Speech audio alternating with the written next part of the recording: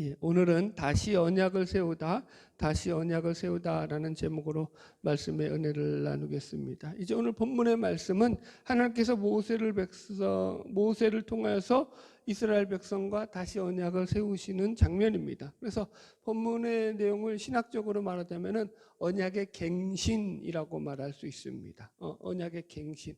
물론 이전에 시내산 언약이 체결되었죠.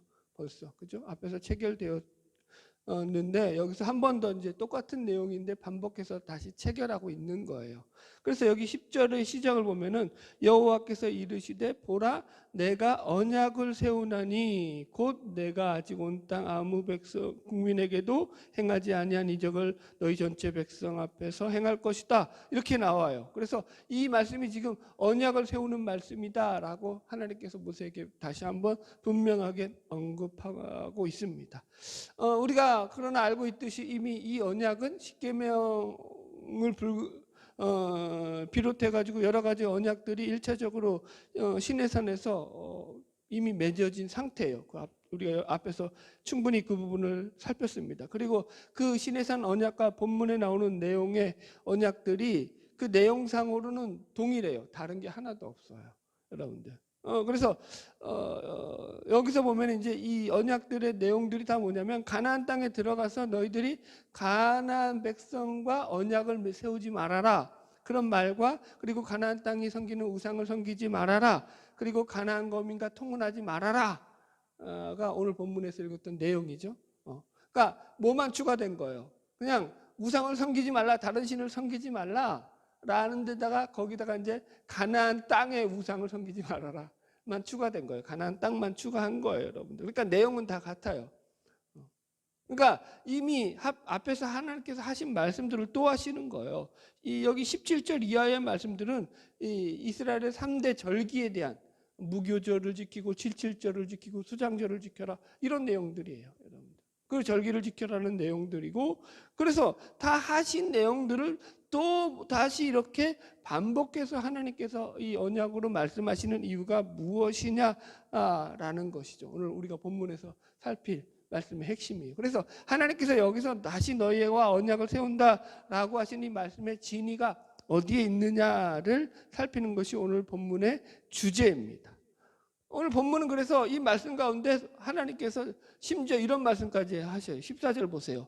너는 다른 신에게 절하지 말라. 여호와는 질투라 이름하는 질투의 하나님이라 라고 해가지고 하나님이 질투의 하나님이다 라고 해서 이건 십계명을 주시는 시내산 언약에서는 앞에서는 하지 않으셨던 말씀을 처음 끄집어내시는 거예요. 이것도 어떤 면에서 하나님의 자기 계시성이죠. 그죠? 그러니까 아주 강한 표현으로 지금 하나님께서 말씀을 하고 계신 거죠.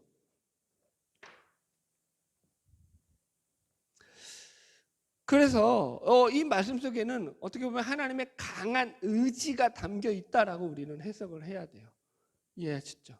그래서 저는 오늘 이 본문을 가지고 두 가지 측면에서 말씀을 점검할 건데요. 첫 번째는 시내산 언약과의 차이가 뭐냐라는 거예요. 이 본문과.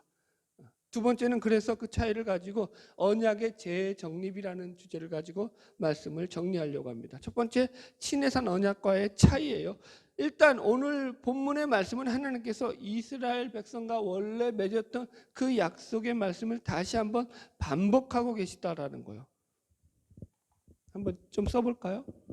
시내산 언약이 있고 지금의 언약은 이걸 갖다가 좀 언약의 갱신이라는 말을 쓰는 게 신에서 언약의 갱신이라고 말을 쓰죠. 그래서 이제 갱신이라는 말을 신학적으로 쓰는데 그렇다고 예를 들어서 봅시다. 내용은 뭐예요? 내용은 변한 게 없어요. 동일해요. 그죠? 다 이 우상 섬기지 말고 다른 신 섬기지 말고 그죠? 절기 지키고 이런 내용들 다 동일한 내용이에요. 내용에서는 변한 게 없어요, 여러분들. 자, 이런 거 이렇게 얘기해 볼게요. 언약이라는 거, 약속이라는 것은 항상 쌍방강의 합의로 이루어지죠. 합의가 있어야지만 언약이 성립되는 거예요. 합의하지 않으면은요, 그건 일방적인 거죠.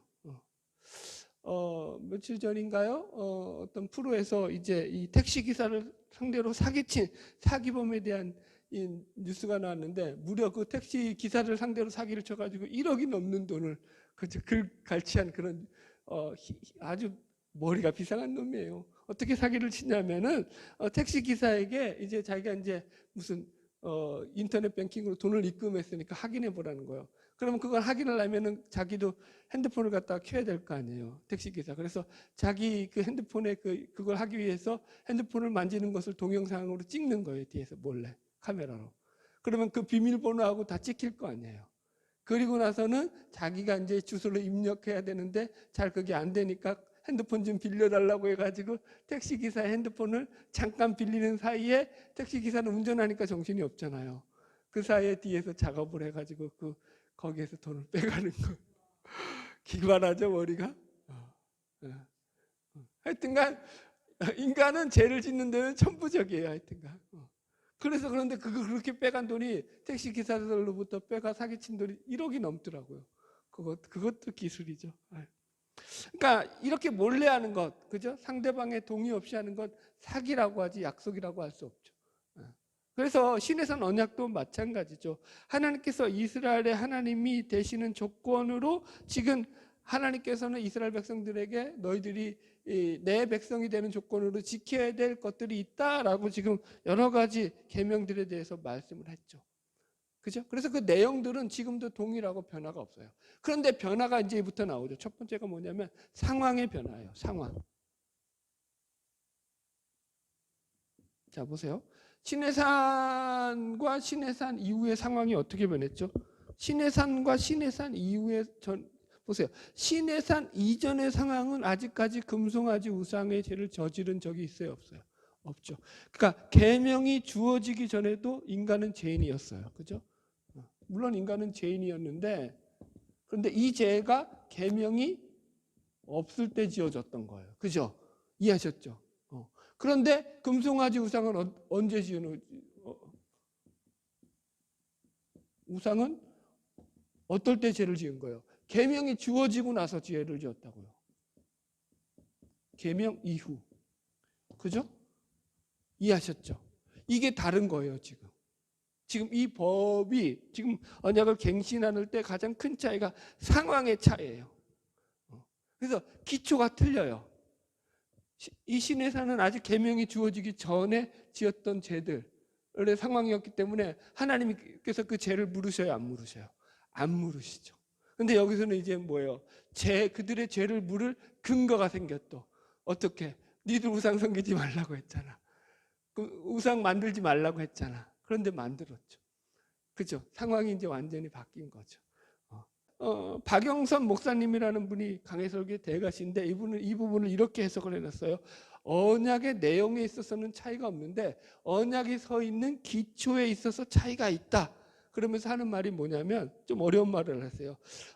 이제 이스라엘 백성의 하나님께서 이 언약을 통해서 이제 이스라엘 백성에게 책임을 요구하지 않으신다라고 얘기를 해요. 그래서 제가 이 말을 이해를 못했어요. 이게 지금 두 번째 언약은 뭐냐면 그래서 책임을 요구하지 않는다라는 거예요. 여기서는 책임으로 요구가 되고, 그죠? 그런데 보세요. 본문을 보면은 계속 제가 이해가 처음에는 이게 무슨 말인지 이해가 안 됐던 게 계속 삼가 너는 계명을 지켜라. 우상을 섬기지 말아라. 절기를 지켜라. 아세라 목상을 찍어라. 다 명령 아니에요? 너희들 책임 있게 살아라라는 그런 말이잖아요. 그런데 왜 그 목사님은 책임을 요구하지 않는다라고 말했는지에 대해서 의문을 가지고 본문을 파면서 제가 이제 이해를 하기 시작했어요. 그러니까 자 보세요. 이 어디서부터 차이가 나냐면은 자 이제 본문을 접어 놓으세요. 확인이 들어가야 돼요. 시내산 언약으로 다시 넘어갈게요. 출애굽기 19장 5절로 가보세요. 출애굽기 19장 5절. 본문 접어 놓고 갑시다. 출애굽기 19장 5절로 6절을 같이 읽어봅시다.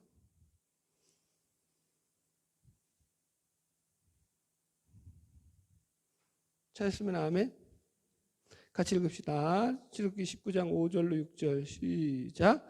세계가 대하 내게 속하였나니 너희가 내 말을 잘 듣고 내 언약을 지키면 너희는 내 민족 중에서 내 소유가 되겠고 너희가 대게 대하여 제사장 나라가 되며 거룩한 백성이 되리라. 이는 너는 이 말을 이스라엘 자손에게 전할지라.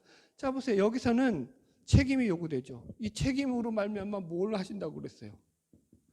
백성 삼는다고 말씀하고 있죠. 그죠? 책임에 대한 부분으로 씁시다. 세 번째 책임. 그죠? 이해하셨죠? 지금 너희들이 말씀을 순종하면, 내가 말한 약속을 지키면 너희는 내 민족, 모든 민족 중에서 내 소유가 되고 내 백성이 되고 제사장 나라가 되고 거룩한 백성이 되리라. 이렇게 얘기한다고요. 이해하셨죠? 따라왔죠? 그러면 다시 이제 본문으로 돌아와 보세요. 본문에서 그러면 너희들 이것을 지키면 내 백성이 되겠다라는 말이 한 구절도 있나요? 한번 찾아보세요. 그런 구절이 있나? 없죠. 여기서는 너희들이 무엇을 지켜야지만 내 백성이 되리라는 구절이 없죠. 그죠? 이게 차이예요. 이게 가장 큰 차이라고요. 네. 그러니까 너희가 순종하면 내 백성으로 삼겠다라는 게 본문에서는 없어요. 그러니까 책임을 요구하지 않는다고요. 어떤 책임으로 말미암아 너희가 내 백성이 되겠다라고 하지 않아요. 이게 신해선 언약과 갱신된 언약의 가장 큰 차이예요. 이해하시겠죠? 그러니까 기준이 뭐냐면, 자, 이게 보세요. 지금 여기서 책임을 요구하지 않는다라는 것은 그들에게 아무런 어떤 계명의 순종도 요구하지 않는다, 이런 말이 아니라 그들의 행동을 기준으로 해서 하나님께서 그들을 하나님의 자녀 삼거나 하나님의 백성 삼는 기준으로 삼지 않는다, 이 말이에요. 자, 다시 설명할게요. 그러니까 신해선 언약에는 책임이 백성에게 있어요. 순종하면 백성 삼는다 그랬죠. 여기서는 뭐예요? 근거가 그들에게 없어요. 그들이 지키든지 안 지키든지 하나님은 어떻게 하신다는 거예요? 그들은 하나님의 백성이라는 거예요. 이 책임은 왜 요구되는 거예요? 백성이기 때문에 책임이 요구되는 거예요. 여기서는. 이해하셨죠? 여기서는 책임이 순서가 바뀌었어요. 여기서는 책임을 지켜야지 백성이 되는 거고, 여기서는 백성이기 때문에 책임을 지키라고 얘기한다고요. 할렐루야. 자, 이렇게 설명해 볼게요. 이스라엘 백성들은요, 율법이 주어지기 전에도 죄인이었고요, 주어진 후에도 죄인이에요. 주어지기 전에도 죄를 지었고요, 지어진 후에도 죄를 지었죠. 그런데 하나님의 반응하는 방식이 바뀌셨죠. 이제 너희들이 어떤 행위에 근거해서 나는 너희들과 언약을 세우지 않겠다라는 게 갱신된 언약이 가진 가장 큰 특징이라고요. 이해하셨죠? 이건 마치 하나님께서 노아와 맺으셨던 언약과 좀 비슷하죠. 하나님께서 노아와 언약을 맺으실 때 성경을 보면은 하나님께서 노아와 무지개 언약을 맺으시면서 했던 말이 뭐냐면, 니들이 이후에도 똑같이 악할 걸 안다. 니들이 여전히 이제 앞으로도 죄 지을 걸 안다. 그럼에도 불구하고 이제는 내가 너희들의 악함으로 말미암아서 이전과 똑같이 홍수로 물로 너희들을 심판하지는 않을 것이야 라고 언약을 맺으시죠. 그게 무지개 언약이죠. 이해하셨죠? 노아의 홍수는 인간의 악함의 기준이어서 하나님의 심판이 왔다고요. 이해하셨죠? 그런데 그 이후에는 이제 그게 없어진 거예요. 악함은 똑같이 있는데 하나님의 심판의 기준이 바뀐 거죠. 지금도 마찬가지예요, 여러분들. 그래서 이건 이렇게 제목을 했어요. 그래서 기준이 어떻게 바뀌었냐면은, 여기서는 하나님의 백성으로서 주어지는 책임인 거죠. 책임 자체가 달라진 거죠, 이제는. 이해하셨죠? 백성 되기 위한 책임이 아니라 백성으로서 요구되는 책임이다라고 이야기하는 거예요. 그래서 이런 거예요. 그러니까 여러분들 보세요. 이게 사실은 그래서 하나님이 더 세게 나오시는 이유이기도 하죠, 여러분들. 하나님의 입장에서는 이제는 저들이 잘하든 못하든 그것과 상관이 없이 무조건 저들을 껴안고 가셔야 되는 거예요. 하나님의 입장에서는. 그런 입장일 때 생각해 보세요. 그러면 어떻게 하겠어요? 무조건 껴안고 가는 입장에서 볼 때는 여러분, 껴안고 가는 존재가 좋아야 돼요, 나빠야 돼요? 잘해야 될 거 아니에요. 그러니까 또 잔소리가 많아지죠. 무슨 말인지 이해가시죠? 이건 마치 혈육 관계와 같은 법적인 관계를 넘어서서 혈연 관계가 됐을 때 부모가 자식에게 더 큰 기대를 하는 것과 마찬가지죠. 부모는 그렇죠. 하나님도 지금 그 요구를 하시는 거예요. 똑같은 언약이지만. 여러분 보세요. 우리가 신앙생활을 하면서 가장 힘든 부분이 하나가 뭐냐면은 우리 현실 속에서 믿음과 부딪히는 어떤 괴리감이죠. 예. 우리는 하나님의 말씀을 순종하면서 열심히 살아간다라고 생각하지만 그럼에도 불구하고 여전히 우리 가운데는 부정적인 감정들이 남아있죠. 그래서 가끔 우리 하나님께 이렇게 질문합니다. 하나님, 저를 사랑하시는 것이 맞나요? 라고 말합니다. 얼마든지 우리는 그렇게 묻고 그렇게 살아갑니다. 그러면서 그러죠. 근데 하나님이 나를 사랑한 게 맞나요? 그러면 사랑한다 그러면 그런데 왜 이렇게 힘들어요? 이렇게 묻죠. 하나님 앞에. 여러분, 우리가 예수를 믿고 구원을 받았다라고 해서 그래서 세상에서 믿음을 가지고 산다라고 할지라도 세상적으로는 더 좋아지는 게 없죠. 오히려 더 힘들어질 때가 많죠. 그럴 때마다 우리는 하나님 앞에 질문하는 거죠. 하나님을 믿는 자가 받는 복이 이게 과연 맞는 것입니까? 라고 말입니다. 그리고 이런 고민을 하다 보면 한참을 시간이 지난 후에야 하나님은 어떤 사람이라든가 어떤 사건을 통해 가지고 우리의 삶에서 그것이 복이 맞단다라는 것을 깨닫게 하시죠. 당장이 아니라. 그래서 우리는 하나님을 오래 믿을수록 그분이 우리 삶 속에서 역사하심을 배우게 됩니다. 네. 아마 제가 주일날 이렇게 설교를 했으면 맞아 죽었을 거예요. 다 못 알아듣죠. 여러분들이 되니까 이렇게 하는 거예요. 물 좀 먹고 합시다.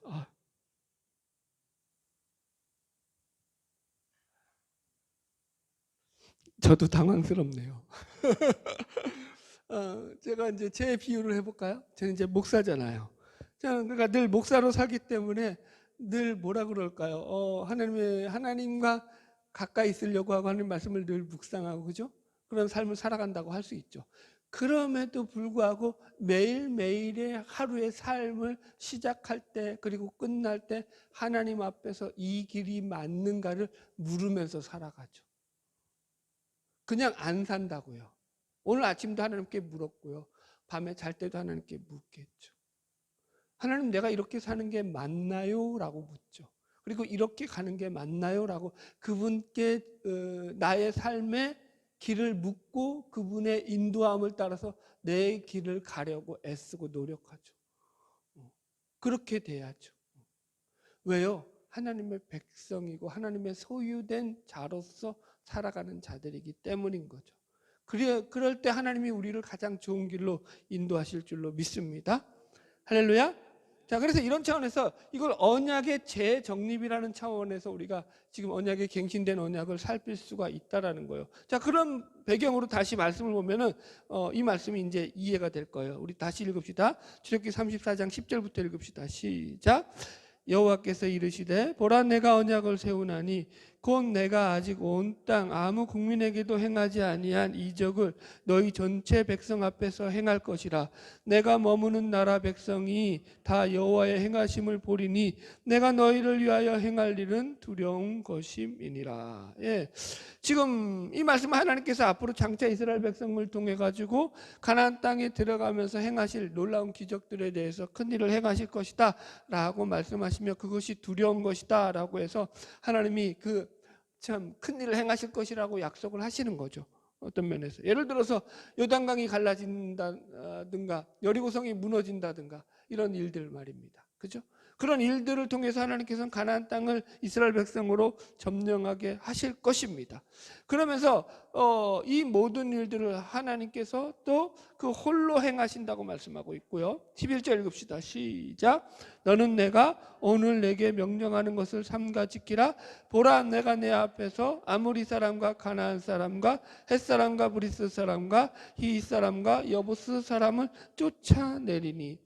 누가 하신다고요? 이것을? 이스라엘 백성들이 쫓아낸다고 표현하고 있지 않죠.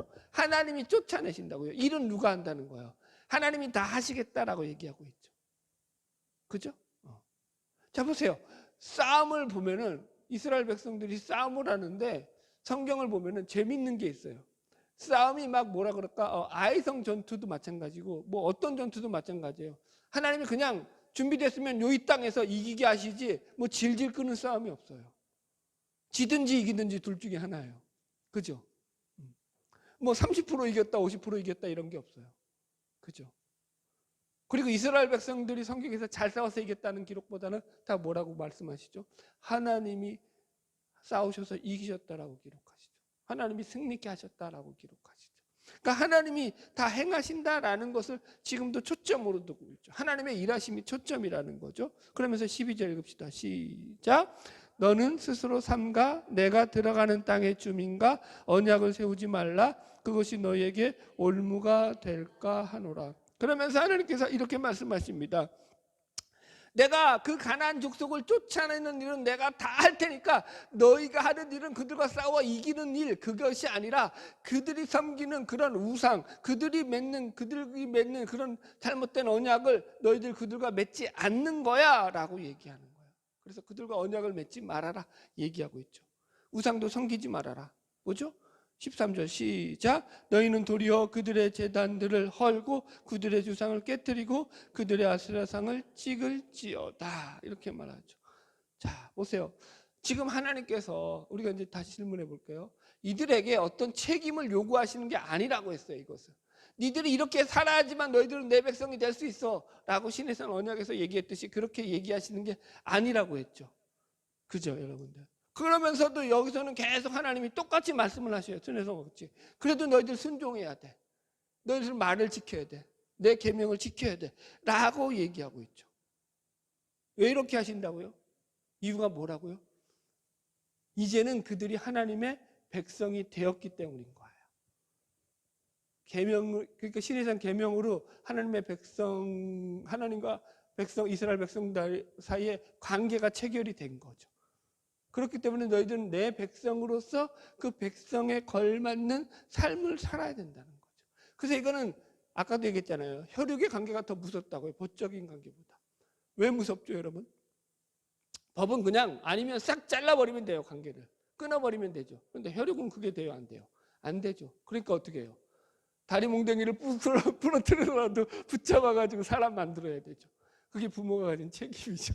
옛날엔 그런 말 많이 썼는데 요즘은 그렇게 하면 아동학대가 되나? 그죠? 여러분, 어떻게 하든지 사람 구실하게 만들려고 부모는 길을 쓰는 거죠. 자식들을 위해서. 그게 부모가 가진 일이죠. 그래서 더 여러분 엄격하죠. 어떻게 보면은 더 많은 요구들을 하게 되고 끊임없이 잔소리가 들어가는 거죠. 왜 그렇다고요? 사람 구실해야 되니까. 여러분 보세요. 지금 이스라엘 백성들 하나님께서 그 하나님의 백성으로 삼고 그 일이 끝날 문제가 아니기 때문에 그런 거예요. 니들만 내 백성 되면 돼. 니들로서 이제 나는 모든 것을 만족해. 그래서 이제 너희들과 나만 알콩달콩 행복하게 살면 우리는 해피엔딩으로 모든 역사가 끝날 거야가 아니기 때문이죠. 그들이 제사장 나라가 되어서 그들의 삶의 모범을 통해서 모든 민족이 여호와께로 돌아오게 만들어야 될 책임이 그들에게 주어졌기 때문인 거죠. 그래서 순종이 요구되는 거죠. 여러분 예수를 믿는 게 그거죠. 복음이라는 게 그거죠. 우리가 예수를 믿고 복음을 믿어서 여러분 나 하나 믿기 위해서 하나님이 그럼 물론 이제 나 하나 구원받는 것도 중요해요. 나 하나도 구원을 제대로 받아야죠. 그런데 보세요. 나 하나 구원받기 위해서 하나님이 그 모든 것들을 희생하셨을까요? 그건 아니죠. 나를 통해서 하나님은 계속적으로 제사장 나라로 삼으시는 거죠. 그래서 그 복음이 계속 전파되고 흘러가기를 원하시는 거죠. 여기 보세요. 왜 질투의 하나님이라고 말하는지 확인합시다. 14절 시작. 너는 다른 신에게 절하지 말라. 여호와는 질투라. 이름하는 질투의 하나님이라. 예. 보세요. 언약의 갱신에서 하나님이 어떻게 변했다고요? 질투의 하나님으로 변했어요. 네. 이전에는 안 쓰던 말이죠. 이건 보세요. 법적인 관계에서는 나오지 않는 말이라고요. 신해산 언약의 법적인 관계에서는 쓰지 않는 용어라고요. 이해하셨죠? 갱신된 언약에서 이제는 법적보다 소유된 백성된 그런 관계 속에서 이제 어떻게 보면 이제 더 진한 관계 속에서 하나님은 그러니까 내가 너희들에게는 질투의 하나님이야라고 얘기하시는 거죠. 그만큼 이제 하나님이 뭐요? 그들에게 더 요구하시는 게 어떻게 보면 더 강해진 거죠.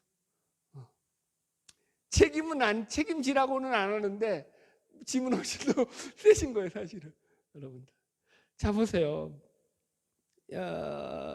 이 질투라는 말은요,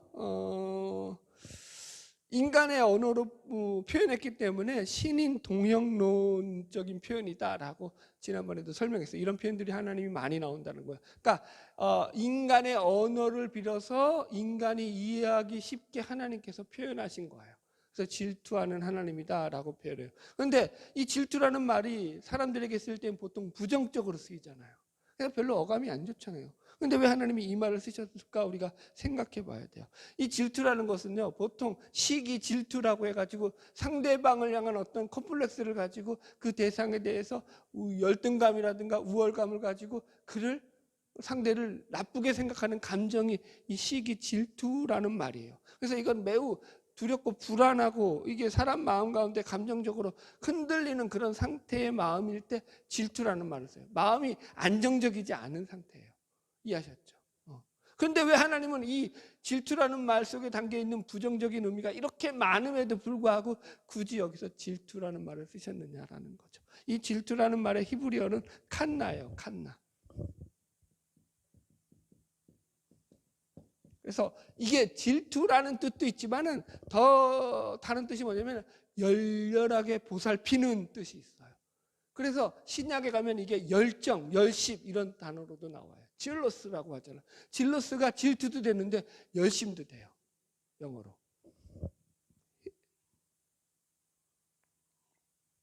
자, 보세요. 이 말이 고린도 교회에 보낸 사도 바울의 편지 가운데 아주 정확하게 나와 있어요. 한번 찾아볼까요?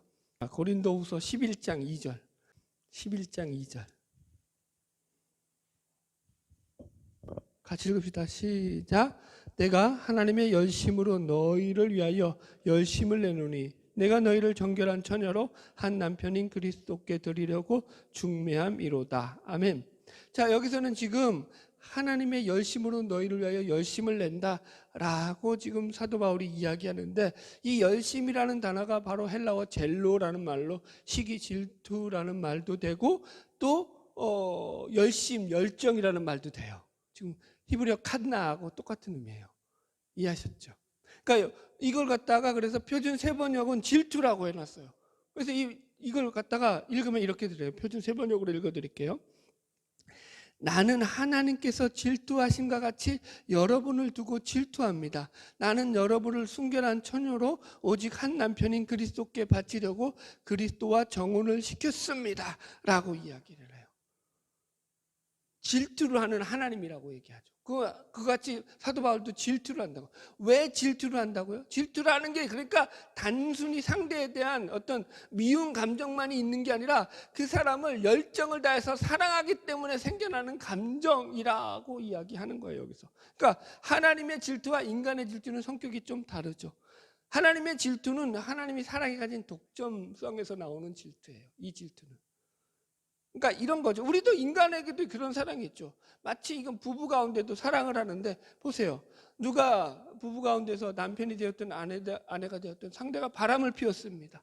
그럼 바람을 피운 그 상대를 보고 질투하지 않아요. 만약에 남편이 되었든 아내가 되었든. 그러니까 남편이 많이 바람을 피니까 보통 우리 사회에서는 그럼 남자가 바람을 피웠다고 합시다. 자, 남자가 바람을 피웠는데 아내가 그 바람핀 남편을 보고 질투하지 않아요. 그건 다른 말로 하면 뭐가 되는 거죠? 사랑하지 않는다가 되죠. 사랑을 하면 뭐가 생기죠? 질투가 생기죠. 이게 왜 이렇게 분위기가 이러지? 뭐 사랑을 모르시나요? 이거 뭐 제가 사랑에 대해서 여기까지 다시 얘기할 필요는 없을 것 같고요. 무슨 말인지 얘기했죠. 사랑이 가지는 놀라운 감정 중에 하나죠.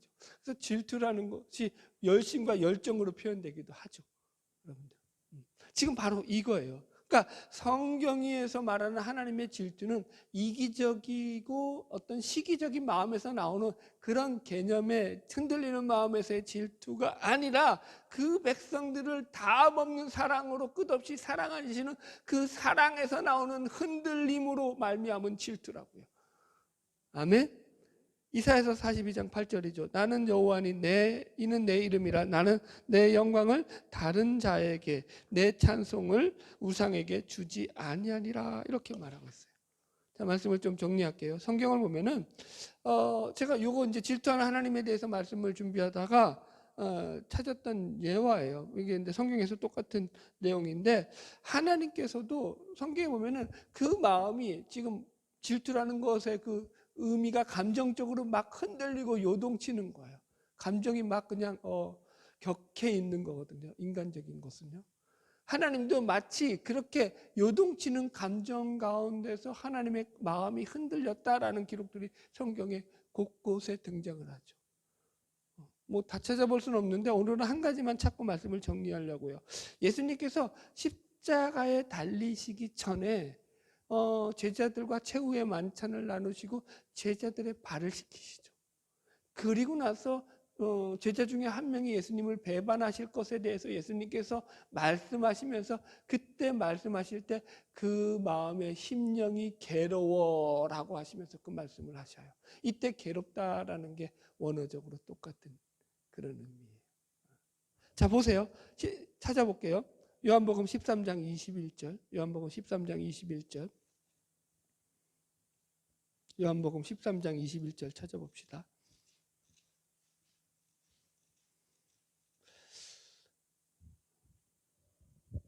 요한복음 13장 21절 같이 읽어볼게요. 요한복음 13장 21절 시작. 예수께서 이 말씀을 하시고 심령이 괴로워 증언하여 이르시되. 어떻게 했다고요? 심령이 괴로워서 증언하여 이르셨대요. 어떻게 해요? 시작. 내가 진실로 진실로 너희에게 이르노니 너희 중 하나가 나를 팔리라 하시니. 여기서 괴로워하다라는 게 원어적으로 보면은 마음이 가둘 데가 없을 정도로 정신없이 흔들리고 요동쳤다라는 말이에요. 그래서 근심하다라는 말과도 동일어로 나와요. 그러니까 지금 예수님의 마음이 지금 막 정신없이 그 마음을 어디 둘지도 모를 만큼 심령이 막 흔들리고 요동치셨다라는 거예요. 지금 이 얘기를 하시면서. 왜 그러셨을까요? 여러분들? 지금 예수님께서는 지금 이 말씀을 하시면서 유다를 바라보시고 베드로를 바라보시고 그 마음 가운데 제자들을 바라보시면서 하염없는 고통을 느끼셨다라는 거죠. 지금 보세요. 예수님이 이 말씀을 하신다라는 것은 유다에게 남은 것은 배신밖에 없다라는 걸 너무나 잘 알고 계시죠. 그죠? 베드로도 이제 곧 배신할 것을 알고 계시지만 그나마 그거는 다시 이제 지가 회개하고 돌아올 것을 아셔요. 근데 유다는 영영 회개치 않고 영영 그죠? 예수님을 저버리는 길로 갈 것을 예수님이 아시죠. 거기서 오는 그러니까 배신으로 오는 그 상한 마음이죠. 그래서 제약을 다른 말로 표현하면 배신이라고 말해요. 배신. 여러분, 성경은 배신의 역사죠. 인간의 배신의 역사. 인간의 죄악의 역사는 곧 배신의 역사죠. 누구를요? 하나님을요. 먼저는 하나님을 배신하고 그리고 나서 인간들을 배신하죠. 그게 죄죠. 여러분들. 그래서 여러분 보세요. 그 사랑으로 제자들을 바라보실 때 지금 예수님은 그 심령이 막 요동치듯 아픈 거예요. 그 배신하는 저 인간들을 구원하시기 위해서 친히 육신의 몸을 입고 오셨는데도 불구하고, 그래서 그들을 위해서 죽으심에도 불구하고 그 배신은 여전히 예수님의 죽음의 현장 가운데서 이루어질 것이기 때문인 거죠. 예수님은 얼마든지 여러분 이러실 수 있죠. 지금 배신하는 제자들을 향해서 소리 지를 수 있죠. 야이! 그죠? 얼마든지 화를 내고, 니들 똑바로 안 할래? 니들 그 따위로 살아가지고 내 제자가 되겠어! 라고 소리치실 수 있으셨죠. 그런데 그렇게 안 하시죠. 왜 안 하시죠? 이건 소리쳐서 될 문제가 아니라는 걸 너무나 잘 알고 있죠. 그분이 십자가에 달려 죽어야지만 해결될 문제라는 것도 너무나 잘 알고 계시죠. 이해가시겠어요? 여러분들. 네, 여러분들. 그래서 성경은 이게 바로 이게 13장 1절의 말씀이에요. 이게 바로 요한복음 13장 1절에 그분이 자기가 돌아가실 때를 아시고 세상을 떠나 아버지께로 돌아가실 때가 이런 줄 아시고 세상에 있는 자기 사람들을 사랑하시되 끝까지 사랑하시느니라 라고 말씀하신 끝까지 사랑의 모습이라고요. 그 마음이 찢어지고 그 마음이 갈기갈기 상처 입어서 그 마음을 어디 둘지도 못할 만큼 그런 요동치는 마음의 상태가 됨에도 불구하고 그분은 자신의 상처는 아랑곳 없이 그 제자들을 바라보면서 그들을 생각하면서 그 아픔을 사귀셔야 되는 거죠. 여러분들. 할렐루야. 오늘 언약의 갱신에 대해서, 언약의 재정립에 대해서 우리가 말씀을 나눴습니다. 왜 하나님께서 이렇게까지 말씀하시는가라는 주제를 나눴죠. 왜 이렇게 하나님은 그 백성들에게 또 강력하게 나는 질투하는 하나님이야, 질투의 하나님이야 라고 하면서 니들 똑바로 살아야 돼 라고 다시 한번 얘기를 하셨죠. 왜 그러셨다고요? 왜 그러셨다고요? 그들이 하나님의 소유된 백성으로 살아가는 것이 얼마나 큰 은혜고 축복이며 그럼에도 불구하고 그들이 결코 만만한 길이 아님을 그들로 하여금 알게 하여야 하기 때문이죠. 그래서 하나님은 계속해서 두려운 모습으로 그들에게 나타나시죠. 그래서 율법이 가진 특징은 두려움이죠. 두려움. 오늘 본문에서도 그래서 이 10절에 보면 두려워하겠다라는 두려움이 나오죠. 그러나 이제 신약으로 오면 이제 두려워하는 종의 영이 아니라 우리는 양자의 영을 받죠. 자유의 영을 받죠. 여튼 간에 여러분 우리가 지금 오늘 본문을 통해서 끊임없이 확인했던 하나님의 잔소리, 그 목적은 그들을 바로 세우고자 하는 하나님의 끊임없는 사랑이었다라는 것을 우리가 확인했습니다. 바라기는 저와 여러분 모두의 삶을 통해서 하나님의 소유된 백성으로서 그 은혜를 누리며 살아가는 주의 충만한 기쁨과 소망을 소유하며 살아가기를 주의 이름으로 축복합니다. 기도하겠습니다.